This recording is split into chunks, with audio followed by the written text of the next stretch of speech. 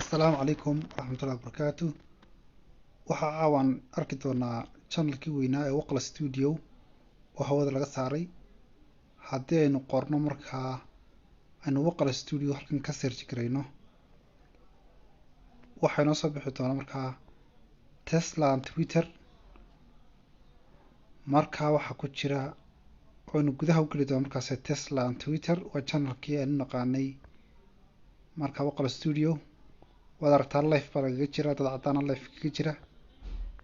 xagga hoose waxaan arki doonaa Amiin Shaakir iyo aqoontii xusuustii Maxamed Siciid Somaliland.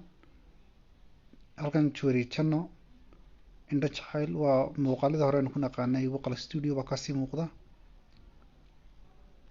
haddana waxaa live lagaga jiraa oo 22k baa daawanaya, waad aragtaan watchingka inta ku jirta.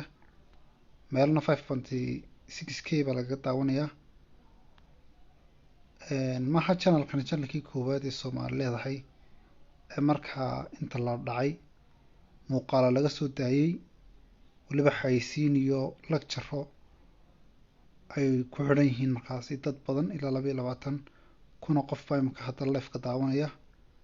waana channelkan waa channelkii koowaad marka xagga Soomaalida la eego milyanka horgalay, inkasta hadda ay channelo kale oo Cabdiskar Tube uu ku jiro isagoo milyanka CK oo kaleba uu gaadhay milyan.